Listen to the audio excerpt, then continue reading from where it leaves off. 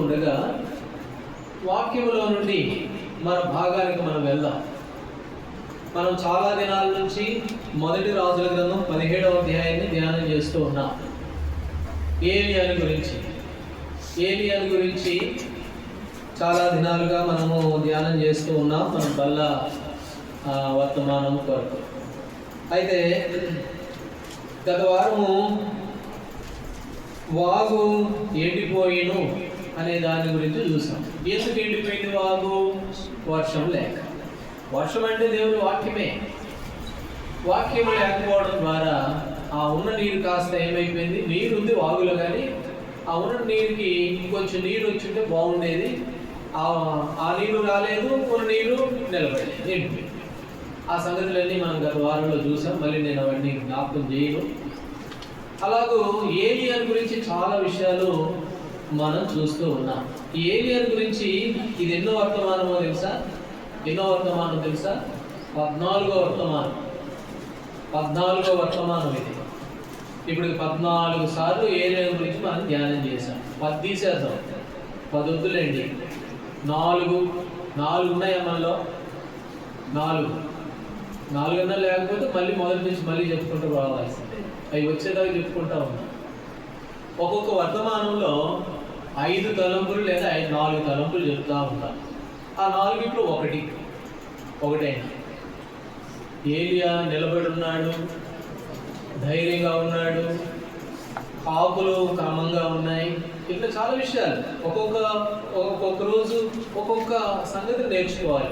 అప్పుడే దినదినము నూతనపరచబడి ఒక దినానికి దేవుని స్వరూపంలోకి తీసుకొని రాబడతాం. ఒకసారి బాప్తిసం పొందగానే దేవుని స్వరూపం రాదు మనలోకి. రోజు కొంచెం సరిచేయబడాలి. గొలియాతుని చంపాడు దావీదు. ఏట్లోకి పోయి రాళ్ళు ఏరాడు. ఏ రాళ్ళు చెప్పండి అవి? ఏ రాళ్ళు? నున్నని రాళ్ళు. ఎక్కడున్నాయి? ఏట్లో ఉన్నాయి.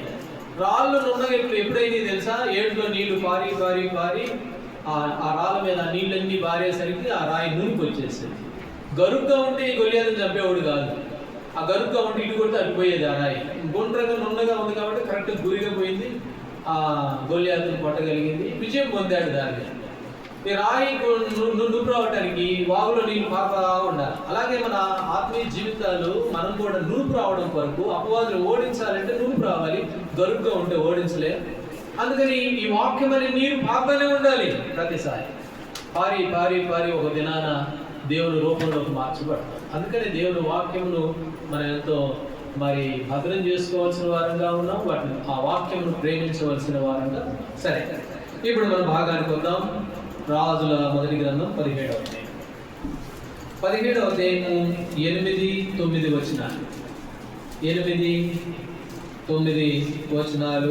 ఆ తర్వాత 13వ వచనం, 15వ వచనం, ఈ వచనాలు మనం చదువుతున్నాం. 8-9 వచనాలు.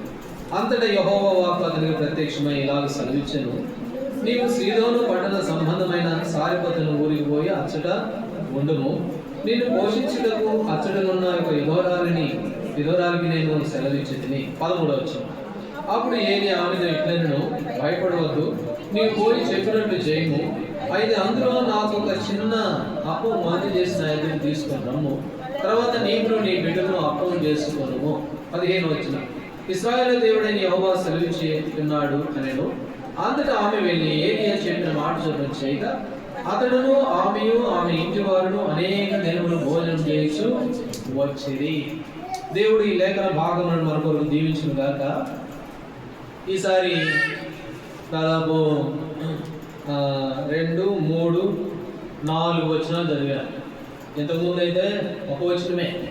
ఆ ఒక వచనంలోనే మనం చూస్తూ వచ్చాం. అయితే ఇప్పుడు సందర్భము అదంతా కూడా ఒకే సందర్భం కనుక 15వ వచనం వరకు మనం చదివాం. ఇక్కడ ఏలియా కేరీతు వాగు దగ్గర ఉన్నాడు కొంతకాలం. ఆ వాగు ఎండిపోయింది. ఇప్పుడు దేవుడు ఏలియాకు ప్రత్యక్షమై చెప్పాడు, నీవు సీదోను పట్టణ సంబంధమైన సారెపతను ఊరికి పోయి అచ్చట ఉండుము అన్నాడు.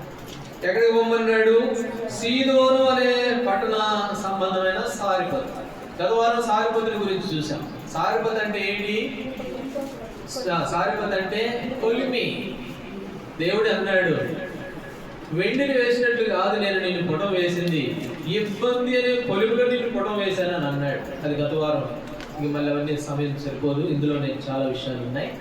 కాబట్టి ఇప్పుడు సీదోను పట్టణ సంబంధమైన సారెపతు, సీదోను అనేటువంటి దేవుడు చెప్పాడు ఏలియాకు, ఏలియా ఈ వాగు ఎండిపోతా ఉంది, నువ్వు సీదోను పట్టణానికి పో, అక్కడ సారెపతు అనే గ్రామం, అక్కడికి వెళ్ళమని దేవుడు ఏలియాకు చెప్పాడు. యేసు ప్రభువు కూడా ఈ భూమి మీద ఉన్నప్పుడు ఈ సందర్భాన్ని జ్ఞాపకం చేశాడు. లూకా సువార్త 4వ అధ్యాయంలో ఇదే సందర్భాన్ని యేసు ప్రభువు భూమి మీద ఉన్నప్పుడు అక్కడ ఉన్నటువంటి ప్రజలతో శిష్యులతో దేవుడు చెప్పాడు ఆ మాట. ఈ సందర్భాన్ని రండి, లూకా సువార్త 4వ అధ్యాయము 25వ వచనం. ఏలియా దినములందు 3 ఏళ్ల 6 నెలలు ఆకాశము మూయబడి దేశమంతటను గొప్ప కరువు సంభవించినప్పుడు ఇశ్రాయేలులో అనేక మంది విధవరాండ్రుండెను. ఏలియా సీదోనులోని సారెపతు అనే ఊరిలో ఒక విధవరాలెందుకే గాని మరి ఎవరెందుకు? అయితే ఈ మాట మరొకసారి చదువుదాం. ఇశ్రాయేలీల్లో అనేక మంది విధవరాండ్రు నుండినను. కాబట్టి ఇశ్రాయేలులో చాలా మంది ఉన్నారు భర్త లేనోళ్ళు, మరి ఏ ఆధారం లేనోళ్ళు ఇశ్రాయేలులో చాలా మంది ఉన్నారు. అయితే దేవుడు ఏం చేశాడు? ఇశ్రాయేలులో చాలా మంది విధవరాళ్ళు ఉన్నప్పటికీ దేవుడు ఏం చేశాడు అంటే ఆ సీదోను పట్టణంలో ఒక ఆమె ఉంది విధవరాలు, ఆమె దగ్గరికే పంపించాడు. ఎందుకని? ఇశ్రాయేలు దేవుని ప్రజలు కదా, ఇశ్రాయేలు దేవుని బిడ్డలు కదా, దేవుని ద్వారా ఏర్పాటు చేసుకున్న వాళ్ళు కదా. ఏదైనా మేలు చేస్తే వాళ్ళకి కదా చేయాల్సింది దేవుడు, ఇశ్రాయేలు కదా మేలు చేయాల్సింది. ఎందుకంటే ఇశ్రాయేలు, ఓ ఎఫ్రాయిము, నిన్నెట్లు నేను మరుస్తాను, నీకు నడక నేర్పువాడు నేనే. ఇశ్రాయేలీలు అనేక సార్లు దేవుణ్ణి విసిగించారంట, ప్రాణం విసిగించారు. అట్లా విసిగించినా కూడా ఇశ్రాయేలు విడిచిపెట్టలే దేవుడు. అయితే చేస్తే కనుక ఏదైనా మేలు చేస్తే ఎవరికి చేయాలి? ఇశ్రాయేలు కదా చేయాల్సింది.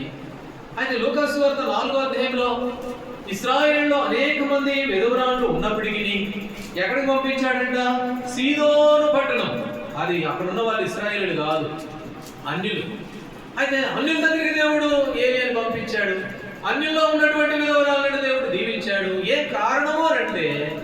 కారణము అంటే ఈమెలో కొన్ని లక్షణాలు ఉన్నాయి, మిగతా వాళ్ళు ఆ లక్షణాలు లేవు. అదే కారణం. ఆ తర్వాత భాగంలో ఆమెకున్న ఆ మంచి లక్షణాలు ఏంటో తర్వాత చూస్తాం. కాబట్టి దేవుడు ఈమె లోబడే తత్వం కలిగింది, ఈమె విధేయత చూపేటువంటి ఆ విధవరాలు, పేరు లేదు ఏం లేదు, మళ్ళీ ఆమె మాత్రమే దేవునికి అన్నిటికీ లోబడే వ్యక్తి కాబట్టి ఆమె దగ్గర పంపబడ్డాడు. యోహాను సువార్త 1వ అధ్యాయం 11వ వచనం. యేసు ప్రభువారు యోహాను సువార్త 1వ అధ్యాయం 11వ వచనం చదవండి. 1:11. ఆయన తన స్వకీయుల యొద్దకు వచ్చిన గాని ఆయన స్వకీయులు ఆయనను అంగీకరించలేదు. దేవుడు ఆయన స్వకీయుల దగ్గరికి వచ్చాడు, ఇశ్రాయేలు దగ్గరికి వచ్చాడు, మొదట ఆయన ప్రజల దగ్గరికి వచ్చాడు. కానీ వాళ్ళు ఏం చేశారంట? ఆయన మాత్రం కూడా అంగీకరించారు.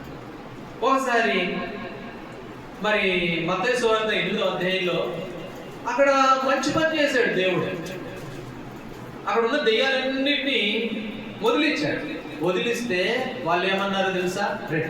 మత్తయి సువార్త 8వ అధ్యాయము 34వ వచనం. మత్తయి సువార్త 8:34. ఇదిగో ఆ పట్టణస్థులందరూ యేసును ఎదుర్కొని వచ్చి ఆయనను చూచి తమ ప్రాంతములో విడిచి పొమ్మని ఆయనను వేడుకొనిరి. దేవుడు మేలే కదా చేసింది వాళ్ళకి. ఆయన తన స్వకీయుల దగ్గరికి వచ్చాడు. అయితే వాళ్ళు ఏం చేశారు? ఆయన అంగీకరించలేదు. దేవుడు వారికి ఉన్నటువంటి లోపాలని, దెయ్యాలని అన్నింటినీ వదలగొడితే వాళ్ళు పోయి ప్రార్థన చేస్తున్నారంట ప్రభు దగ్గర. ఏమని? అయ్యా మా ప్రాంతాన్ని విడిచిపోండి ఆయన నువ్వు అని. చూసారా? అయితే దేవుడు ఎవరి దగ్గరికి వెళ్ళాడు? ఒకసారి సముద్రం మీద వెళ్తున్నారు. మార్కు సువార్త 4వ అధ్యాయం 48వ వచనం. వీళ్ళు సముద్రం మీద వెళ్తూ ఉంటే ప్రభువు వాళ్ళని రక్షించడానికి నేల మీద వచ్చాడు. నేల మీద వచ్చి అక్కడ ఒక మాట రాయబడింది, చదవండి. మార్కు సువార్త 6వ అధ్యాయం 48వ వచనం. అక్కడ ఒక చక్కటి మాట, మార్కు సువార్త 6:48 చదువు. అప్పుడు వారికి గాలి ఎదురైనందున నడిపించుటలో మిక్కిలి కష్టపడుతుండగా ఆయన చూచి రాత్రి ఇంచుమించు 4వ జామున సముద్రం మీద నడుచుచు వారి యొద్దకు వచ్చి వారిని దాటిపోవాలని ఉండెను. వాళ్ళు సముద్రం మీద మిక్కిలి అవస్థపడుతూ బాధపడుతూ ఈ ప్రయాణం ఎక్కడ కొనసాగించాలా దేవుడా నాయనా, ఎవరొచ్చి మాకు సాయం చేస్తారా అని ఎంతో ఇబ్బంది పడుతూ ఉంటే దేవుడు చూశాడు, వాళ్ళని రక్షించడానికి వచ్చాడు. కానీ ఏమని రాయబడింది అక్కడ? వారిని దాటి పోవాలని ఉన్నాడు. ఎందుకని? వచ్చింది రక్షించడానికే కదా, కాపాడడానికే కదా. దాటి ఎందుకు పోవాలనుకున్నాడు అంటే ఆయన వారు ప్రభువుగా గుర్తించలేదు, వారు బోధన కలిగించారు, ప్రభుని ఆహ్వానించలేదు, దేవునికి లోబడిన వారు కాదు, దేవునికి లోబడేటువంటి మనస్తత్వం కలిగిన వారు కాదు. అందుకని ఆయన తన స్వకీయ దగ్గరికి వచ్చాడులే కానీ వారిని ఏమాత్రం ఆయన అంగీకరించలే. వాళ్ళకి మేలు చేస్తే వద్దు, నువ్వు మాకు వద్దు నాయన, ఈ కఠినమైన బోధ మాకు వద్దు, ఇట్లాంటిది మాకు వద్దనే వద్దు చెప్పి మా ప్రాంతాలు విడిచిపోనాయనని బతిలాడు. అందుకనే ఇశ్రాయేలీయుల్లో అనేక మంది విధవరాళ్ళు ఉన్నప్పటికీ సీదోను సంబంధమైన పట్టణానికి వెళ్ళాడు. ప్రభువుని ఆహ్వానించాలి. ఆహ్వానిస్తే ప్రభు వాళ్ళతో ఉంటాడు. ప్రభు వాళ్ళతో ఉంటే దీవించబడతారు, ఆశీర్వదించబడతారు. అబ్రహాము ఆదికాండం 18వ అధ్యాయంలో ఎండవేళ గుడారం ద్వారం ముందు కూర్చొని ఉంటే దేవుడు ముగ్గురు కలిసి వారు వెళ్తూ ఉంటే పరిగెత్తుకుంటూ పోయాడు. ఏమన్నాడు చెప్పండి? ఆదికాండం 18వ అధ్యాయం 3వ వచనం, ప్రభువా నీ కటాక్షము నా మీద ఉన్న ఎడల ఇప్పుడు నీ దాసుని దాటిపోవలదు. నీ దాసుని దాటిపోవడానికి వీల్లేదంటే నువ్వు నా ఇంట్లోకి రావాలి, నువ్వు నాతో ఉండాలి, నువ్వు నాతో నన్ను దాటి మాత్రం పోవడానికి వీల్లేదు. మార్కు సువార్తలో ఆయన వచ్చాడులే కానీ వారిని దాటిపోవాలని ఉన్నాడు. ఏం కారణం? వారిని పిలువలే. ఆయన ప్రభువుని పిలిస్తే వస్తాడు. చాలా మంది జీవితాల్లో ఎట్లున్నారంటే ఆయన ఇంకా బయటే వచ్చారు. ప్రకటన గ్రంథం 2వ అధ్యాయం 20 వచ్చింది, 3వ అధ్యాయం 20 వచ్చినమా, ఇదిగో హృదయం అనే కలుపు దగ్గర నిలబడి నేను పడుతూ ఉన్నాను. ఎవడేమో సరే నా స్వరం విని కలుపు తీస్తే నేను లోపలికి వస్తాను ప్రభు అంటే ఇంకా ఆయన చాలా మంది వెలుపడే వచ్చారు. ఆయన ఆశీర్వాదములకు కర్త ఆయన దీవిస్తే 3.5 సంవత్సరాలు కరువు వస్తే ఆ కరువులో ఏ మాత్రం ఇబ్బంది పడకుండా సారిపోత విధవరాలు ఆశీర్వదించబడింది. అయితే ఇలాంటి దేవుణ్ణి ఇశ్రాయేలీలే కాదు ఈనాడు మనం కూడా అనేకులు ఆయన ఇంకా వెలుపుడే ఉంచారు. ఒక ఆమె వచ్చిందంట వెలుపుట పరమగీతాల గ్రంథంలో. వెలుపుడు నుంచి రండి, పరమగీతాల గ్రంథం 5వ అధ్యాయము. ఆయనేమో తలుపు తీయమ్మ అంటుంటే ఆమె ఇని ఎన్నట్టుగా ఏదో మొత్తానికి ఆ పళ్ళను చూసుకొని ఆ తర్వాత వచ్చిందంట. వచ్చి చదవండి పరమగీతాల గ్రంథం 5వ అధ్యాయము 6వ వచనం, 5:6. నా ప్రియునికి నేను తలుపు తీయనంతలో అతడు వెళ్ళిపోయిను, అతని మాట వినుతోనే. ఆ తర్వాత నేను ఎంత వెతికినా అతను కనబడలేదు, నేను పిలిచిన అతడు తలుపు తీసే అంతలోనే వెళ్ళిపోయాడు. నేను వచ్చి తలుపు తీద్దాం అనుకున్నా, అప్పుడు దాకా తలుపు దగ్గర నిలబడి తడుతూ ఉన్నాడు.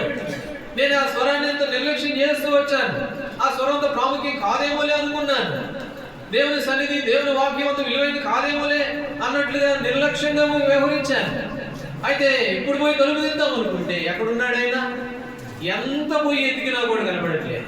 రండి మరొక మాట, సామెతల గ్రంథం 1వ అధ్యాయం, సామెతలు 1వ అధ్యాయము 28వ వచనం. 1వ అధ్యాయం 28. అప్పుడు వారు నన్ను గూర్చి మొరపెట్టుదురు గాని నేను ప్రత్యుత్తరం నీకుందును, నన్ను శ్రద్ధగా వెతుకుదురు గాని నేను కనబడకుందును. వాళ్ళు వచ్చినప్పుడు నన్ను వెతుకుతారు, శ్రద్ధగా వెతుకుతారంట. ఆయన వెళ్ళిపోయిన తర్వాత ఎంత వెతికినా ఉపయోగం ఏంటి? ఎందుకు ఇశ్రాయేలులో అనేక మంది విధవరాళ్ళు ఉన్నప్పటికీ వాళ్ళ దగ్గరికి పోలేదు అని అంటే ఆయన ఆహ్వానించిన వాళ్ళు కాదు, ఆహ్వానించేటువంటి మనసు వరకు లేదు. అందుకే చాలా మంది విధవరాళ్ళు ఉన్నారు. ఇశ్రాయేలు అంటే కొన్ని వేల మంది, లక్షల మంది ఉన్నారు. అట్లాంటి వాళ్ళని ఎంతో వేల మంది విధవరాళ్ళు ఉన్నప్పటికీ, అంటే లేని వారు ఉన్నప్పటికీ వాళ్ళ దగ్గరికి పోలేదు అని అంటే ఆయన స్వకీయుల దగ్గరికి పోతే వారు అంగీకరించిన వారు కాదు. ఆయనను మా ప్రాంతం విడిచిపోయా అని అన్న వాళ్ళే. ఈ మధ్య కాలంలో మేము కూడా అనేక స్థలాలకు వెళ్తూ ఉంటే భలే చెప్తున్నారండి వాక్యము, అబ్బా అద్భుతంగా ఉంది అని అంటారు. రండయ్యా అంటే వద్దాంలే. ఎంతమంది ఇదిగో వస్తున్నా అదిగో వస్తున్నా, రెండయ్య దేవుని మందిరానికి దేవుని వాక్యం నేర్చుకుంటే చివరి దినాల్లో ఉన్నామనంటే వస్తున్నా. ఒక్కరు కూడా చేర్చుకున్న వాళ్ళు కాదు, ఒక్కరు కూడా ఆయన ఆహ్వానించిన వాళ్ళు కాదు, దేవుని స్వరానికి దేవుని వాక్యములకు విధేయత చూపిన వాళ్ళు కాదు. అందుకని ఒక దినం వచ్చింది, ఆ దినం తలుపు దిగానే ఎక్కడున్నాడు ఆయన? ఇంకొక మాట ఉంది, పోయినసారి చదువుకున్నాం హోషేయ గ్రంథం 5వ అధ్యాయం. హోషేయ గ్రంథం 5వ అధ్యాయము 6వ వచనం చదవండి. తీసిన వారు వారి గొర్రెలను ఎడ్లను తీసుకొని యెహోవాను వెదకుబోదురు గాని ఆయన వారికి తన్ను మరుగు చేసుకున్న తర్వాత కానుకలు తెస్తారు. అయ్యా ఇగో ఈ కానుక తీసుకో, మా జబ్బు చూడు, మా కుటుంబంలో పరిస్థితి చూడు, నా చూడు, నా శ్రమ చూడు. ఎంత వెతికినా కూడా ఆయన దొరకడు. ఎందుకంటే ఆయన తలుపు దగ్గర నిలబడి తడుతూ ఉన్నప్పుడు ఏం చేశారంటే వాళ్ళు ఆయన స్వరాన్ని మాత్రం కూడా విని లోబడిన వారు. అందుకనే ఇశ్రాయేలీలో అనేక మంది విధవరాళ్ళు ఉన్నప్పటికీ ఆయన ఎక్కడ పంపబడ్డాడు? ఏలియా ఆ దీవెన ఎక్కడికి పోయిందంటే సీదోను పట్టణ సంబంధమైన సారెపతు అనే ఊరిలో ఉన్న విధవరాలు. కాబట్టి ఈనాడు మనం పరీక్ష చేసుకోవాలి ప్రభు బల్ల దగ్గర, నా స్థితి ఏంటి? ఒకవేళ నేను ఇశ్రాయేలులో ఉన్నటువంటి వారి వల్లే ఉన్నానా? ఆయన వచ్చి కూడా దాటిపోవాలనుకుంటున్నాడే. ఎందుకు? అబ్రహాం అన్నట్టుగా నేను ఎప్పుడు అనలేదు, అయ్యా నీ కటాక్ష నా మీద వచ్చి నీ దాసును దాటిపోకూడదు, నువ్వు దాటిపోవడానికి వీల్లేదు. పరిగెత్తుకుంటూ వెళ్ళాడంట వాళ్ళు ఎదుర్కోవడానికి. అబ్రహాం ఎంత ఆసక్తి! దేవుడు అంటే దేవుని ప్రజలంటే ఎంత ఆసక్తి!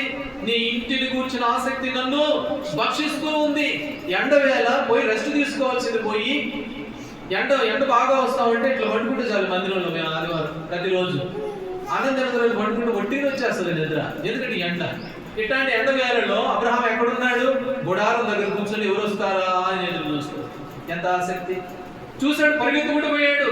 నువ్వు పోవద్దు, నీ దాసును దాటిపోవద్దు, రావాల్సిందే, మా ఇంట్లోకి రావాల్సిందే. కాబట్టి అలాగూ ఆహ్వానించలేని వారంగా దేవుని మందిరం అంటే, దేవుని సన్నిధి అంటే, దేవుని వాక్యం అంటే ఎన్నోసార్లు నిర్లక్ష్యంగా ఉన్నామేమో. అందుకే తలుపు తీసిన తర్వాత ఆయన కనపడ్డు. ఆ తర్వాత వాళ్ళు ఎడ్లు గొర్రెలు తీసుకొని వచ్చి వెతుకుదానికి వచ్చారంట. హోషేయ గ్రంథం 5వ అధ్యాయంలో కనపడ్డు. కాబట్టి మన జీవితాల్లో ఇశ్రాయేలులో ఉన్నటువంటి వారి వలె ఒకవేళ ఉన్నామేమో మనము పరీక్షించుకోవాల్సిన వారంగా రండి. మత్తయి సువార్త 21వ అధ్యాయము 43వ వచనం. 21:43 చదవండి. కాబట్టి దేవుని రాజ్యము మీ ఎదుట నుండి తొలగింపబడి దాన్ని ఫలమిచ్చు అన్యజనులకు ఇవ్వబడినని మీతో. కాబట్టి ఎంత గొప్ప ప్రమాదం!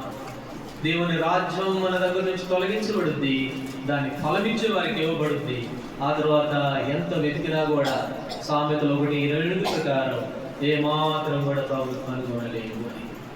సీదోను పట్టణానికి వెళ్ళడానికి గల కారణం ఇది. ఏలియా ఇశ్రాయేలు అనేక మంది విధవరాళ్ళు ఉన్నప్పటికీ వాళ్ళ దగ్గరికి పోకుండా అన్యుల దగ్గరికి ఎందుకు పోయింది అంటే కారణం ఇది. ఈ సీదోనులో ఉన్న విధవరాలకు ఉన్నటువంటి మనసు ఆ ఇశ్రాయేలులో ఉన్నటువంటి విధవరాలకి లేదు. అందుకనే ఏలియాని అక్కడికి పంపించాడు. యేసు ప్రభువు కూడా మాట అన్నాడు, ఏలియా దినములందు 3 ఏళ్ల 6 నెలల ఆకాశం మూయబడి దేశమంతటికి ఒక కరువు సంభవించినప్పుడు ఇశ్రాయేలులో అనేక మంది ఉన్నారు విధవరాళ్ళు, కానీ దేవుడు ఏలియాను సీదోనుకు పంపించాడు. కాబట్టి మన జీవితాల్లో మనము సీదోనులో ఉన్న విధవరాల వలె ఉన్నామా? ఇశ్రాయేలులో ఉన్న విధవరాల వలె ఉన్నామా? సీదోనులో ఉన్న వారు ఏం చేస్తున్నారంటే దేవుడికి లోపడుతున్నారు, దేవుడిని ప్రేమిస్తూ ఉన్నారు.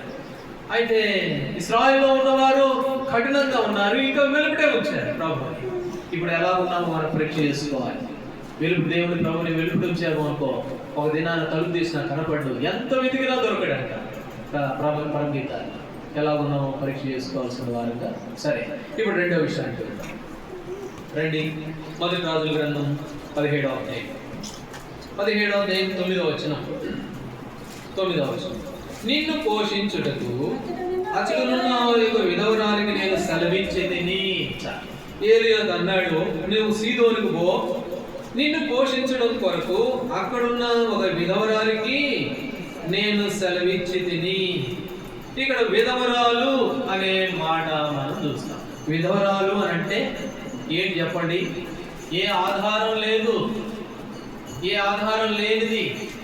విధవరాలు అంటే పాపం ఆమె చేసుకుంటేనే కుటుంబం, ఆమె చేసుకుంటేనే స్థాయి స్థితి, ఆమె కష్టపడాలి అంటే ఏమి లేనిది, ఏమి లేని వ్యక్తి విధవరాలు అనగా. అదే లోక సంబంధంగా మనకు తెలుసు. ఆ భాష కొరింథీయులకు రాసిన మొదటి పత్రిక 1వ అధ్యాయము 26, 29 కలిసిపోయి ఉన్నాయి. 26 నుండి చదవండి. 26 నుంచి, మొదటి అధ్యాయము 26 నుంచి 29 వరకు. సహోదరులారా, మిమ్మల్ని పిలిచిన పిలుపును చూడండి.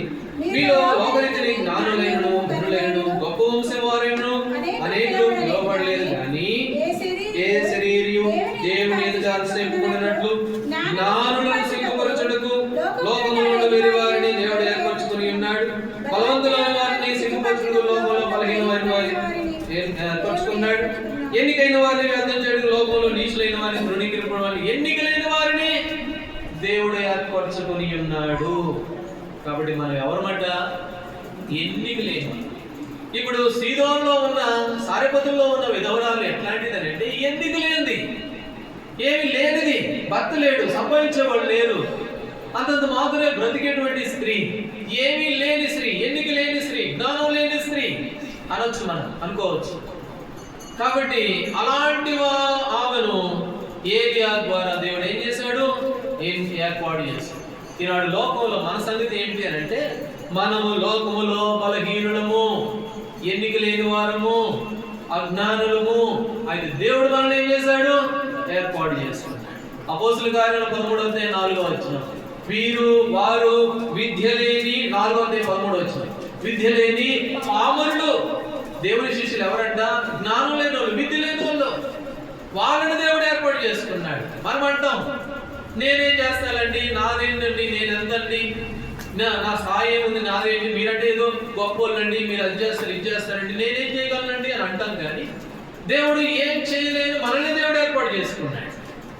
కాబట్టి దేవుడికి కావాల్సింది అన్ని ఉన్నోళ్ళు కాదు, ఏమి లేనోళ్ళే. వాళ్ళని దేవుడు దీపిస్తాడు, వాళ్ళ ద్వారా గొప్ప కార్యాలు చేస్తాడు.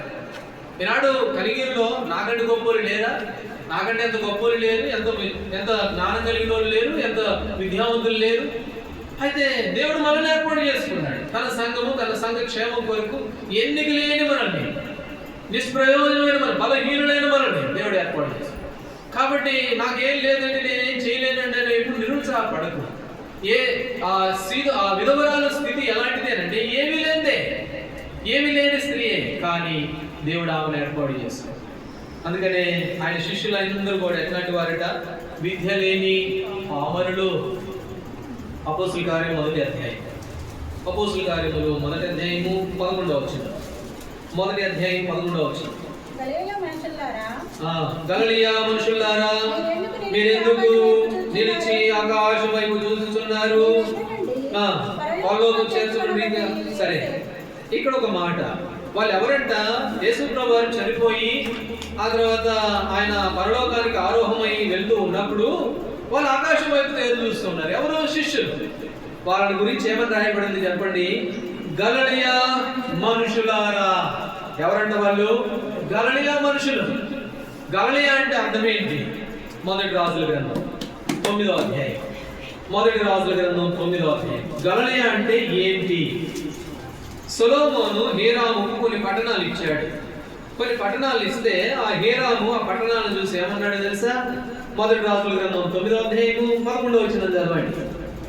11వ వచనం. సొలొమోను గలిలయ దేశమందున్న 20 పట్టణములను హీరాముకు అప్పగించెను. హీరాము సొలొమోను కలిగించిన పట్టణములను చూచుటకు తూరు నుండి రాగా అవి అతని దృష్టికి అనుకూలమైనదిగా కనబడలేదు కనుక, నా సహోదరుడా, నీవు నాకు ఇచ్చిన ఈ పట్టణములు ఏపాటివనెను నేటి వరకు వాటికి కాబుల్ అని పేరు. కాబుల్ అంటే అర్థం ఏంటి? కింద రాయబడింది నిష్ప్రయోజనము. గలిలయలో ఉన్నటువంటి గలిలయ ప్రాంతము ఎట్లాంటిది అని అంటే కాబుల్. కాపులు అంటే ఏంటంటే నిష్ప్రయోజనం. వారికి తెలియని పామరులు. ఓ గలిలయ మనుషులారంటే మీరు నిష్ప్రయోజనమైన వారు. కొరింథీ 1:29 ప్రకారం ఎన్నిక లేని వారు. అయితే సారపతిలో ఉన్న విధవరాలు ఎట్లాంటిదంటే ఎన్నిక లేనిది, నిష్ప్రయోజనమైంది. ఇప్పుడు ఏమైంది? ప్రభువుకి ప్రయోజనమైంది. ఫిలోమోనుకు రాసిన పత్రిక, రైట్? ఫిలోమోనుకు రాసిన పత్రిక 11వ వచనం, 1వ అధ్యాయం ఉంటుంది, 11వ వచనం చదువు. ఫిలోమోను పత్రిక రండి. తీతు పత్రిక తర్వాత 1వ అధ్యాయం 11వ వచనం. అతడు మునుపు నీకు నిష్ప్రయోజనమైన వాడే గాని ఇప్పుడు నీకును నాకును ప్రయోజనకరమైన వాడు. ఒకప్పుడు నిష్ప్రయోజనమే, కావులే మన జీవితాలు, గలిలయులమే మనము. ఎందుకు? ఎన్నిక లేని వారు, ప్రయోజనకరమైన కాని వారం. అయితే ఇప్పుడు ఏమైపోయామట? మనము ప్రయోజనకరమైన వారు, దేవునికి ప్రయోజనకరమైన వారు. మనం అంటాము, నేను అనొచ్చు, నేను విధవరాలండి, నా బతికి ఎంతండి, నేను చేసేది ఏంటండి? పోండి, ఇశ్రాయేలులో పోండి, బోల్డంత మంది ఉన్నారు, వాళ్ళని అడగండి, వాళ్ళు చేసుకోండి. నేను ఎన్నిక లేని దానికి, నిష్ప్రయోజనమైన దాన్ని సంపాదించేవాడు లేడు, నా బతికేదో అంతంతా అన్నది కాదు ఆమె. వాస్తవంగా నిష్ప్రయోజనమైన, ఎన్నిక లేనిదే. కానీ దేవుడు ఆమెను ఏం చేశాడు? ప్రయోజనకరమైన. ఈనాడు మనం కూడా దేవుడు మనకు ప్రయోజనకరమైన వ్యక్తులుగా చేశాడు. తిమోతికి రాసిన 2వ పత్రిక, 2వ పత్రిక, తిమోతికి రాసిన 2వ పత్రిక 4వ అధ్యాయము 11వ వచనం. 2వ తిమోతి 4:11. లోక మాత్రమే నా యొద్ద ఉన్నాడు, మార్పును వెంట పెట్టుకుని రమ్ము. అతడు పరిచారము నిమిత్తము నాకు ప్రయోజనకరమైన వాడు. అతడు పరిచర్యకు ఎలాంటి వాడుట? ప్రయోజనకరమైన వాడు. ఈనాడు మనం పరీక్ష చేసుకోవాలి. ఓ, నేను ఎలాంటి వ్యక్తిగా ఉన్నాను? దేవుని ఆరాధించే నేను, ప్రభు బిడ్డగా చేయబడిన నేను 3 రకాల శాపాల నుంచి, 4 రకాలే కానీ నేను మూడు శాపాలే చెప్పాను ఆరాధనలో. 3 రకాల శాపాల నుంచి విడిపించబడిన నేను, వేదనను తప్పించుకున్న నేను, ఓ శ్రమ నుండి విమోచించబడి విశ్రాంతిలోకి తీసుకురాబడిన నేను ప్రయోజనకరమైన వ్యక్తిగా ఉన్నానా? ఇంకా కాపుల్లాగే, గలిలయుల్లాగే నిష్ప్రయోజన వ్యక్తిగా ఉన్నానా? ఈ యొక్క విధవరాలు స్థితి ఏమిటి అని అంటే, ఆ వాస్తవంగా నిష్ప్రయోజనమైంది. కానీ ఇప్పుడు ఏమైపోయిందట? ఆమె ప్రయోజనకరమైన వ్యక్తి. ఈనాడు ప్రభు బిడ్డలంగా ఆయన రక్తం ఇచ్చి కొనుక్కున్న నువ్వు నేను ఎలాంటి వ్యక్తులుగా ఉన్నాం? ప్రయోజనకరమైన వ్యక్తులుగా ఉన్నామా లేమా అనేది రెండవదిగా మనము పరీక్షించుకోవాల్సిన వారంగా ఉన్నాము అని. మరొక మాట, 3వ విషయం, రాజుల మొదటి గ్రంథం 17వ అధ్యాయం, 17వ అధ్యాయము 13వ వచనం. అప్పుడు ఏలి ఆమెతో ఇట్లా, నేను భయపడవద్దు, నీవు పోయి చెప్పినట్లు చేయను. అయితే అందులో నాకు చిన్న అప్పము మొదలు చేసి నా ఎదుగు తీసుకుని రమ్ము. తర్వాత నీకును నీ బిడ్డకును అప్పములు. ఇప్పుడు ఈ సీదోను సంబంధమైన విధవరాలు అని అంటే ఏమీ లేదు, నిష్ప్రయోజన వ్యక్తి. అట్లాంటి వ్యక్తి దగ్గరికి దేవుని ద్వారా పంపబడి, దేవుడు కూడా అక్కడ పంపబడితే ఇప్పుడు ఆమె చాలా ప్రయోజనకరమైన వ్యక్తిగా మారింది, అయిపోయింది. నా వల్ల ఏమవుతుందంటే, నా వల్ల కాదు, పోటీ నా పాటికి ఏదో నేను చచ్చిపోయే ముందు కొంచెమే పిండి ఉంటే ఆ పిండి కోసం పొలలు ఏరుకుంటున్నాను. ఆ పొలంలో ఇరిగించుకొని మంట వేసుకొని నేను మా పిల్లోడు కొంచెం చేసుకుని తినాలి. ఇట్లా నా దగ్గరకు వస్తున్నావు నువ్వు అని అనలేదు ఆమె.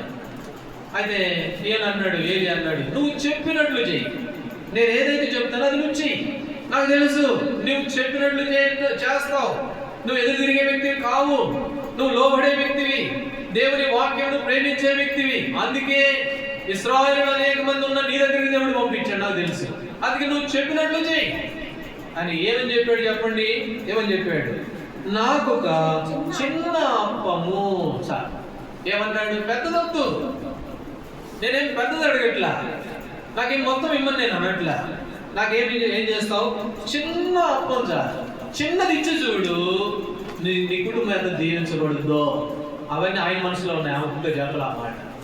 కాబట్టి ఆయనకి తెలుసు, ఏలియాకి తెలుసు. చిన్నది అంత రవ్వు ఇచ్చి చూడమ్మా, తర్వాత తెలుస్తుంది నీ సంగతి, తర్వాత చూస్తావు నువ్వు ఆశీర్వాదం అని అంటే, అప్పుడు వెంటనే ఆమెకు అన్నాడు, నేను చెప్పినట్టు చెయ్యి, అందులో నాకు ఒక చిన్న అప్పము, చిన్న యోహాను సువార్త 6వ అధ్యాయము యోహాను సువార్త 9వ వచనం 6-9 చదవండి.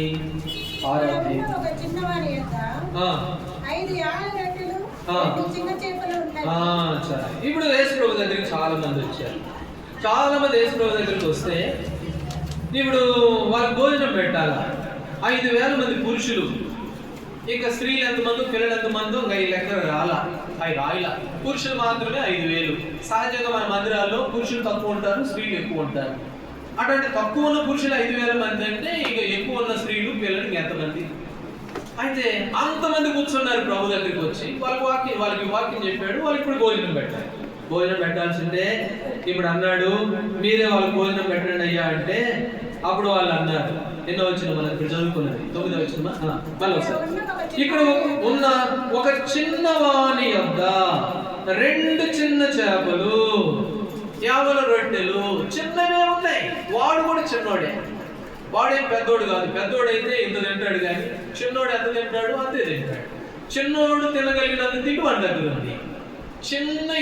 చిన్న చేపలు ఉన్నాయి, చిన్నవాడు వాడి దగ్గర ఉన్నాయి అని అంటే ఏం పర్వాలేదు, చిన్న అప్పం చాలు తీసుకురా. జనాలు చూడు ఎంతమంది ఉన్నారు, ఏం పర్వాలేదు, ఎంతమంది ఉన్నా ఉండని.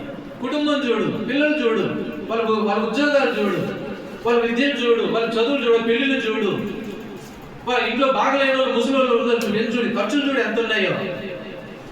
అయితే ఏం అవసరం లేదు, చిన్నది ఇచ్చి చూడు, నీ ఖర్చులు, నీ సమస్యలు అన్ని కూడా తొలగించబడతాయి.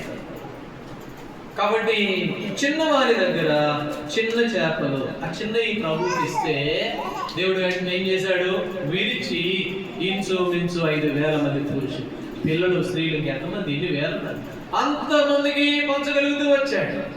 కాబట్టి చిన్నది ఏది అడిగాడు అదే.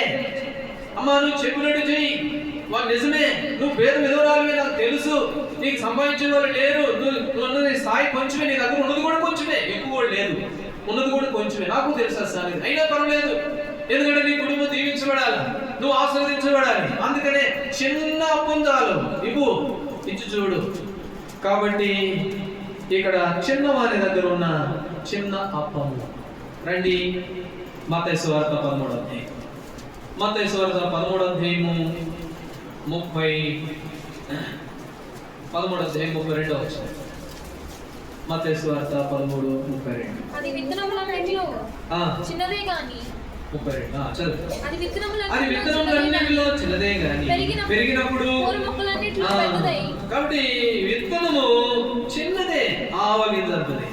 అది విత్తనాలన్నిటికీ చిన్నదేలే కానీ ఆ చిన్నది ఏమవుతుందట, పెద్దదైపోతుంది, పెద్దదైపోతుంది. చిన్నవి చాలు, దేవుడు చిన్నవారిని కూడా వాడుకుంటాడు. 2వ రాజుల గ్రంథం 5వ అధ్యాయంలో నయమాను దగ్గర ఒక చిన్నదే, ఆ పేరేమో కానీ ఒక చిన్నదేనేమో, ఆ చిన్నది నయమానుడి ప్రభు దగ్గర తీసుకొచ్చింది. చిన్న కార్యమే, చిన్న పనే. కాబట్టి ఈ విధవరాలు, సారపత విధవరాలు చిన్న అప్పమే ఇచ్చింది, ఎంత గొప్ప దీవెన పొందిందో. కాబట్టి చిన్నవాడు ఇచ్చినటువంటి ఆ చిన్న రొట్టెలు, చిన్న చేపలు 5,000 మందికి వచ్చాయి. 2వ రాజుల గ్రంథం 5వ అధ్యాయంలో 5వ అధ్యాయం 43వ వచనం. 5:43 2వ రాజుల గ్రంథం. ఒకడు బయలుషెలీషా నుండి 43 చదవండి. అయితే అతని పనివాడు 100 మందికి వడ్డించుటకు ఇవి ఎంతవని చెప్పగా అతను వారు తినగా మిగిలిన యెహోవా సెలవు. కాబట్టి ఇవి ఎంతవి, ఆడున్నదేమో 100 మంది, తెచ్చిందేమో 20 రొట్టెలు. 20 రొట్టెలు 100 మందికి ఏ రకంగా మంచాలని చెప్పండి. ఒక్కొక్క రొట్టె 4 ముక్కలు చేస్తే అంత వస్తుంది. రొట్టె అంటే ఇంత పెద్ద బెల్లం అంత ఉండదు కదా, మన పెనుము ఎంత ఉండదు, ఆ పెనుము మీద ఉండే రొట్టె అంత. ఇప్పుడు 20 రొట్టెలు 100 మందికి ఎట్లా పెంచాలా? ఇక్కడ ఉన్నవి ఎంతవి, ఇవి ఎంతవి, ఏ మూల సరిపోతాయని వాళ్ళంటే ఏం పర్వాలేదు, ఇవి ఆస్వాదించబడితే ఇంకా తినగా మిగులుతాయి చూడు అని. కాబట్టి చిన్న వాటిని ఆయన వాడుకుంటాడు. ప్రభు అడిగాడు, యేసు ప్రభువారు సముద్ర బొడ్డున నిలబడి వాక్యం చెబుతూ ఉంటే తండోపదండాలకు వచ్చేసారు ప్రజలు. తండోపదండాలుగా ప్రజలు వస్తే అప్పుడు అన్నాడు, రండి మార్కు సువార్త 3వ అధ్యాయము 3వ అధ్యాయము 9వ వచనం. మార్కు సువార్త 3:9. జనులు గుంపు కూడగా చూచి వారు తనకు ఇరుగు కలిగింపునట్లు చిన్న దోణి ఒకటి ప్రభు అడిగాడు, శిష్యులతో అడిగాడు, అయ్యా నేను సువార్త చేయాలి, వాక్యం ప్రకటించాలా, అనేకులకి దేవుడు వాక్యం ప్రకటించాలి, అనేకులు రక్షణలో నడిపించాలి, నాకు ఒక చిన్న పని చేయండి, చిన్న దోణి ఒకటి చాలు, నాకు వీలు కలిగించండి, చిన్న దోణి ఒకటి వీలు కలిగించండి. కాబట్టి ఆ చిన్నవాడిని దేవుడు ఏం చేస్తాడు? ఆయన గొప్పగా వాడుకునే దేవుడు. కాబట్టి ఈనాడు ప్రోబిడలంగా ఆ చిన్న వాటిలో మనం ఎలాంటి వారుగా ఉన్నాం. చిన్న అప్పం చాలు, ఆ చిన్న అప్పాన్ని దేవుడు దీవించగలడు. ఇక్కడ ఏరియా జీవితంలో ఆ విధవరాలి జీవితంలో ఒకటి ఎన్నిక లేనిదే. కాబట్టి ఎన్నిక లేని వారిని దేవుడు వాడుకుంటాడు, బలంగా వాడుకుంటాడు. ఆ చిన్నది ఇవ్వడం ద్వారా ఆ కుటుంబం ఎంతో దీవించబడినట్లు ఈ భాగంలో చూస్తాం. సరే, ఇప్పుడు మరొక భాగానికి వెళ్దాం రండి. రాజుల మొదటి గ్రంథం 17వ అధ్యాయము 13వ వచనం మరలా చదవండి. అప్పుడు ఏలి ఆమె దిట్లను భయపడవద్దు, నీవు పోయి చెప్పినట్టు చేయము, అయితే అందులో నాకు ఒక చిన్న అప్పము మొదటి చేసి నా ఇద్దరు తీసుకొని రమ్ము, తర్వాత నీకు నింపిడిన అప్పములు, కాబట్టి మొదటిది నా దగ్గరికి తీసుకొని రా. మొదటిది తీసుకొని రా. అది చిన్నదైనా పర్వాలేదు, అది మొదటిది నువ్వు ఏం చేయాలంట? నా దగ్గరికి తీసుకొని రా. అప్పుడు ఆ తర్వాత నువ్వు నీ పిల్లోడు చేసుకొని తినొచ్చు అని చెప్పాడు. ఎందుకు మొదట ఆయన దగ్గరికి తేవాలి అని అంటే, యోహానుకు రాసిన మొదటి పత్రిక 4వ అధ్యాయము 19వ వచనం. యోహానుకు రాసిన మొదటి పత్రిక 4:19. ఆయనే మొదట మనలను ప్రేమించెను గనుక, ఆయనే మొదట మనలను ప్రేమించెను గనుక. ఆదికాండం 1వ అధ్యాయం 1వ వచనం.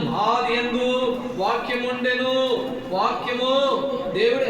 ఆదిలో ఎవరున్నారు? మొట్టమొదటి ఎవరున్నారు? దేవుడే ఉన్నాడు. మొట్టమొదటి ఆయనే ఉన్నాడు. మొట్టమొదటి ఆయనే మనల్ని ప్రేమించాడు.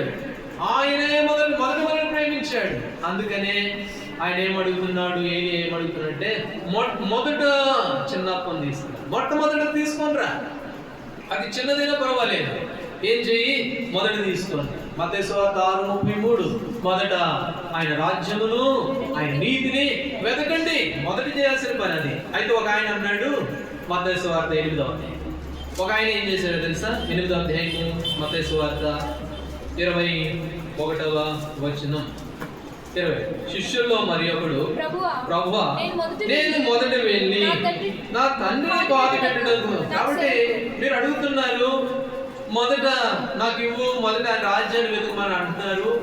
అయితే మొదట నేను వెళ్ళి నా ఇంట్లో పని చేసుకొని వస్తాను. మా ఇంట్లో మా నాయన ఉన్నాడు, మా నాయనకి చూసుకోవాలి, బాగోగులు చూసుకోవాలి, ఆయన చనిపోతే ఆయన తీసుకెళ్ళి పాలు పెట్టాలా. మొదట నేను ఆ పని చేస్తాను. అప్పుడు నువ్వు ఎందుకు అక్కర్లేదు, నీకు అవసరం లేదు. కాబట్టి మొదట ఆయన పని చెయ్యి. మొదట ఆయన పని చేస్తే ఏం చేయబడతాం? మనము దీవించబడతాం. చెప్పాలని ఆశ ఉంది కానీ అందరు నిద్రపోతూ ఉంటారు. ఏం చెప్తాం? ఆపేస్తే మంచిది అనిపిస్తూ ఉంది.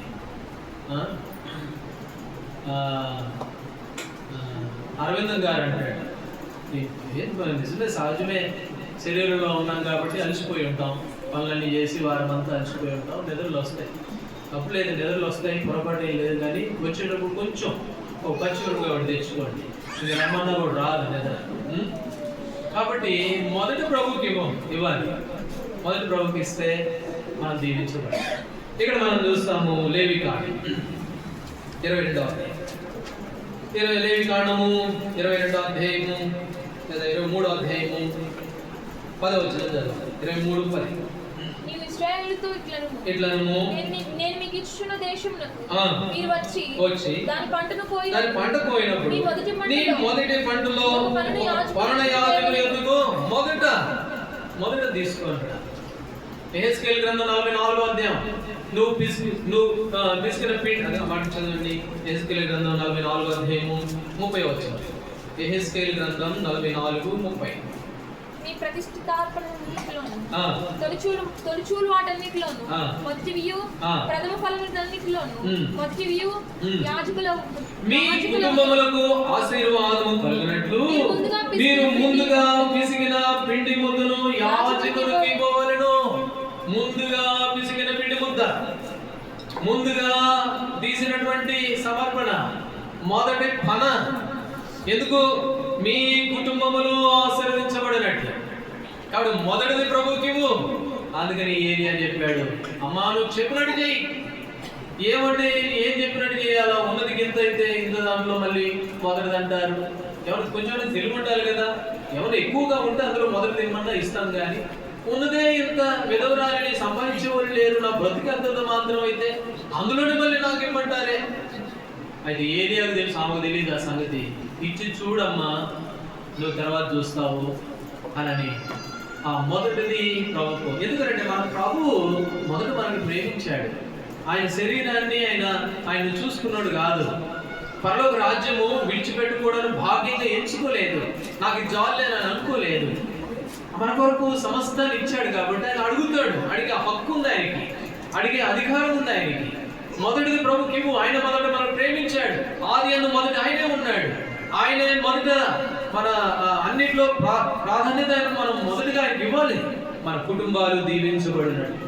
కాబట్టి మొదటిది ఏలియా తెమ్మన్నాడు. తెమ్మన్నప్పుడు అక్కడ చూడండి. సరే, సమయం సరిపోదని నేను ఎక్కువ ముందుకు వెళ్ళట్లేదు. ఇప్పుడు 15వ వచనం చదవండి. 15 సెలవిచ్చున్నాడు. ఆమె వెళ్ళి ఏలియా చెప్పిన మాట చొప్పున చేయగా అతడును ఆమెయు ఆమె ఇంటి వారు అనేక దినములు. చూసారా? ఆమె ఇంట్లో, ఏలియా. ఇంతకుముందు వాళ్ళిద్దరే, ఇంతకుముందు తిన్నదంతా వాళ్ళిద్దరే. ఇప్పుడు ఇంకొక ఆయన వచ్చారు, 3 ఆయన ఏలియా. ముగ్గురికి. వాస్తవంగా ఆ రోజు ఏలియాకి ఇవ్వకపోతే ఆ ఒక్క పూటకి ఇంకా తర్వాత లేదు. చిన్నోడు యోహాను సువార్త 6వ అధ్యాయంలో 2 చిన్న చేపలు 50 రొట్టెలు, అవి కనుక పిల్లోడు కనుక ఇవ్వకపోతే అంతవరకు ఆ రోజు వరకే 12 గంపలకి ఎత్తే ఉండేవి కావు. తర్వాత మత్తయి సువార్తలో ఉంది, వాళ్ళు తినగా మిగిలినవి 12 గంపలకి ఎత్తారు. అంత వచ్చేదిగా. ఈమె కూడా ఆ ఏలియాకి కనుక ఆ మొదటి అప్పం, ఆ చిన్న అప్పం ఇవ్వకపోతే వాళ్ళిద్దరికే సరిపోయింది. ఇప్పుడు ముగ్గురికి వచ్చింది. ఇంకా తర్వాత ఏమైనా రాయబడింది, వారు అనేక దినములు భోజనం చేయించు వచ్చేది. చాలా దినాలు దీని. చూసారా? ప్రభుకి ఇవ్వడం ద్వారా, ఆమె ఇవ్వడం ద్వారా ఆ ఉన్న చిన్నది ప్రభు అందుకనే ఆమె దగ్గర పంపబడ్డాడు. ఆమెలో ఈ శ్రేష్టమైన అనుభవాలు ఉన్నాయి. సనుకులు గొనుగులు కలిగింది కాదు. ఇశ్రాయేలులో చాలా మంది విధవరాళ్ళు ఉన్నారు, వాళ్ళలో ఉండొచ్చు బహుశా ఇవన్నీ. అందుకనే దేవుడు వాళ్ళ దగ్గర పంపబడాల. ఏదో అన్నాడు, నువ్వు చెప్పింది చెయ్యమ్మా. అంతే మౌనంగా ఉండి అయిపోయింది. ఒక మాట అన్నది, ఏమన్నా తెలుసా? ఎక్కడుందా మాట? 12వ వచనం. అందుకు ఆమె, నీ దేవుడైన యెహోవా జీవము తోడు. దేవుని దాసుడని గ్రహించింది. దేవుని తరపున వచ్చాడని తెలుసుకున్నది ఆమె. కాబట్టి ఆమె ఉన్న పరిస్థితి చెప్పింది. అయినా పర్వాలేదు చెయ్యమ్మా అనగానే వెంటనే లోబడి మొదటిది ప్రభువుకి ఇచ్చింది. ఆ తర్వాత అనేక దినములు ఆమె ఏం చేయబడింది? ఆమె ఆశీర్వదించబడినట్లుగా మనం చూస్తాం. మత్తయి సువార్త 14వ అధ్యాయంలో వారు తినగా ఇంచుమించు 5,000 మంది పురుషులు తినగా 21వ వచనంలో 12 గంపలకు ఎత్తిరి. 12 గంపలకి ఎత్తారు. సామెతలు 11లో రిఫరెన్స్లు జ్ఞాపకం చేస్తాను, తీర్పు సమయం సరిపోదు. వెదజల్లి అభివృద్ధి పొందినవారు తగిన దానికంటే తక్కువగా వచ్చి లేమికి వచ్చిన వాళ్ళు కూడా. కాబట్టి ఈమె వెదజల్లింది, అభివృద్ధిలోనికి తీసుకుని రాబడింది. యోహాను సువార్త 2వ అధ్యాయం 6వ వచనంలో అక్కడున్న పని వాళ్ళతో మరియమ్మ మాట్లాడుతూ, ఆయన మీతో చెప్పినది చేయండి, ఏం మాట్లాడద్దు. అదేంటమ్మా, ద్రాక్ష రసం పోయాల్సిన బాణంలో నీళ్లు పోయమంటుంటే మాట్లాడద్దు అంటవేంటి? ఏం పర్వాలేదు, ఆయన నీళ్లు పోయమంటే నీళ్లు పోయి, ఎసుకు పోయమంటే ఎసుకు పోయండి, ఏం మాట్లాడదు. ఆయన మీద చెప్పింది చేయండి, అంతే. లోబడండి మీరు. లోబడ్డారు వాళ్ళు, మారు మాట్లాడాల. ప్రభు అన్నాడు పోండి నీళ్ళతో నింపండి అంటే ఏంటి ఆయనకేమో తెలివిందా? ద్రాక్ష రసంతో నింపాల్సిన బాణలో నీళ్ళు పోయమంటాడు ఏంటి? ఒక మనసులో అనుకుని ఉండొచ్చేమో కానీ బయటకు అన్నోళ్ళు కాదు. వెంటనే లోబడ్డారు, పోయారు, పోసారు. ఎంత దీవెన, ఎంత ఆశీర్వాదం. విస్తారమైన నీళ్ళైతే 20 లీటర్లు ఎంత అవుతాయి? ఒక బిందెలో 20 లీటర్లు నీళ్లు పడతాయి. ఎంత అవుతాయి? ఒక బబ్బులు 10 రూపాయలే. అదే ఒక బాటిల్, అదే ద్రాక్ష రసం ఒక బాటిల్ అయితే 130 రూపాయలు ఇవ్వాలి. రాత్రి తీసుకొచ్చాం. కాబట్టి ఇప్పుడు చూడండి, నీళ్ళ ఖరీదంత, ద్రాక్ష రసం ఖరీదంత. ఎంత అద్భుతం వచ్చింది! చెప్పింది చేయనప్పుడు, లోబడినప్పుడు గొప్ప ఆశీర్వాదాన్ని వాళ్ళు చూశారు. అందుకనే వెదజల్లి అభివృద్ధి పొందినవారు కలరు. కాబట్టి ప్రోబిడలంగా మరి దేవుని బలను సమీపిస్తూ ఉండగా మన అనుభవాలు 5 విషయాలు చెప్పాను ఇక్కడ. ఈ 5 అంతల అనుభవాల్లో మనం ఎలాంటి వారంగా ఉన్నామో ఒకసారి జ్ఞాపకం చేసుకోవాలి. నిర్గమాకాండంలో వాళ్ళు చెప్పారు 19వ అధ్యాయం. నిర్గమాకాండం 19వ అధ్యాయం రండి, ఆ మాట చదువుకుంటాం. 19:8 వచనం. అందుకు ప్రజలందరూ యెహోవా చెప్పినదంతయు చేసేదమని ఏకముగా ఉత్తరం ఇచ్చిరి. వాళ్ళు ఏమన్నారు? తీర్మానం చేసుకున్నారు, ప్రభువా దేవుడు ఏం చెప్పాడు అదంతా మేము చేస్తాం. కాబట్టి ఎలా తీర్మానం చేయవలసిన వారు. రాజుల మొదటి గ్రంథం 17వ అధ్యాయంలో ఈ సారెపతు విధవరాల దగ్గర 5 అనుభవాలను మనం చూసాం. ఒకటి సీదోనులో ఉన్న విధవరాలు. ఎందుకు సీదోను పోయాడు అనంటే ఆమె లోబడేది, ఆమె విధేయత చూపేది, ఆమె మాత్రమే మారు మాట్లాడకుండా దేవుని వాక్యములకు సమ్మతించేది. అందుకని ఇశ్రాయేల్లో చాలా మంది ఉన్నా వాళ్ళ దగ్గరికి పోలా, ఆమె దగ్గరికి పంపబడ్డాడు. కాబట్టి ఈనాడు మనం ఎలాంటి వారంగా ఉన్నాం? దేవుని వాక్యములకు వెలుపట ఉంచిన ఇశ్రాయేలు వలె ఉన్నామా? సీదోనులో ఉన్న విధవరాల వలె ఆహ్వానించే వారుగా ఉన్నాం? ఇది పరీక్ష చేసుకోవాలి. రెండవదిగా ఆమె ఎవరు అనంటే ఎన్నిక లేనిది. నా వల్ల ఏమవుతుందండి, నా బతికేంటండి, నా సంగతి ఏంటండి, ఏంటండి, అవతల లాంటి వ్యక్తిని కాదు కదా నేను. వాళ్ళంటే అదండి ఇదండి, నేనేంటండి. లేదు, ఎన్నిక లేని నిన్నే ప్రభు వాడుకుంటాడు. ఎన్నిక లేని మనల్ని ప్రభు ఆశీర్వదిస్తాడు. ఎన్నిక లేని మనల్ని ఆయన దీవిస్తాడు. అట్లాంటి వారికి కావాలి ప్రభుకి. భక్సింగ్ గారి దగ్గరికి వెళ్ళి అనేవాళ్ళంట, భక్సింగ్ గారు అమెరికాకు వెళ్ళి అక్కడ మీటింగ్స్ పెట్టినప్పుడు అక్కడ ఒకళ్ళు డబ్బున్న వాళ్ళు ఉంటారు కదా, వచ్చేసి సంతకం పెట్టి చెక్ ఇచ్చి రాసుకో, నువ్వు బాగా పరిచర్య చేస్తున్నావు, చాలా మంది మీటింగ్స్ పెట్టినా ఏం చేసినా ఏమంటే ఫండ్స్ ఇవ్వండి అంటారు. నువ్వు ఎప్పుడు ఎవరిని అడిగినోడు కాదు, నీకు ఎంత కావాలో రాసుకో, సంతకం పెట్టేది, నీకు ఎంత డబ్బులు కావాలో అంత రాసుకో అని చెక్కులు ఇస్తే భక్సింగ్ గారు ఆ చెక్కులు కూడా వాళ్ళ ముందు చింపేసేవాడు అంట. ఈ చెక్కులు కంటే నా ప్రభు గొప్పవాడు అని. కాబట్టి ఆయన ఏం లేని దగ్గరనే దేవుడు దీవించేవాడు. ఇక్కడే మన ఇండియాలోనే ఏం లేనిలో ఉన్న పేరు వారినే దేవుడు దీవించి గొప్ప పరిచయం చేశాడు. కాబట్టి విధవరాలే, ఏం లేని వారే అయినా కూడా ఆమెను ఆస్వాదించాడు. ఆమె చేసిన పని ఏమిటి అని అంటే చిన్నదే చేసింది. చిన్నప్పమే, పెద్దప్పం కూడా కాదు, చిన్నదే మొదటగా ఇచ్చింది. అది కావాలి ప్రభు. మనం ఇచ్చింది ఎంత అని కాదు, ఎలాంటి ఉద్దేశం కలిగి, ఎలాంటి మనస్తత్వం కలిగి ఎప్పుడైతే ఆమె అలా చేసిందో అనేక దినాల ఇంట్లో సమృద్ధి, ఆశీర్వాదం. కాబట్టి మరి ఈ విధవరాల విషయంలో అలాగో అభివృద్ధిని, ఆశీర్వాదాన్ని మనం చూస్తూ వచ్చాం కదా. మనం ఎలాంటి వారంగా ఉన్నాం? దేవుని ద్వారా దీవించబడాలని ఆశ ఉంది, దేవుని ద్వారా ఆశీర్వదించబడాలని, మిగిలిన వారందరికంటే గొప్పగా ఉండాలని ఇష్టం ఉంది. అయితే తన ప్రియులు నిద్రించుచుండగా ఆయన వారికి. కాబట్టి మనం చేసుకునే దాన్ని బట్టి ఆశీర్వాదం ఎక్కువ కాదు, కీర్తనల గ్రంథంలో రాయబడ్డాం. కాబట్టి మన ఆత్మీయ జీవితాలు ప్రభు ఎదుట ఎలా ఉన్నాయి? వాస్తవంగా కాబులే, మనం గలడీలమే, నిష్ప్రయోజన వారమే. అయితే ఇప్పుడు ఏమైపోయాము? ప్రయోజనకరంగా ఉన్నామా లేమా అనేది కూడా పరీక్ష చేసుకోవాలి. ఎందుకనంటే మనం దేవుని విడదాం. దేవుడు మనల్ని ఆశీర్వదించాడు ఆత్మ సంబంధమైన దీవెనలతో. కాబట్టి ఇలా పరీక్ష చేసుకుంటూ ఒకవేళ ఈ అనుభవాలే కనుక లేకపోతే ప్రభు నన్ను దయతో క్షమించు, నేను మీ వలె మీ బిడ్డగా ఉండటానికి నేను ఇష్టపడుతున్నాను, తీర్మానం చేసుకుంటున్నాను అని ప్రభు దగ్గర తీర్మానం చేసుకునే వారంగా ఉంటాం. దేవుడు ఆ విధంగా మనందరికీ సహాయపడుతుందా? ప్రార్థన చేస్తాం.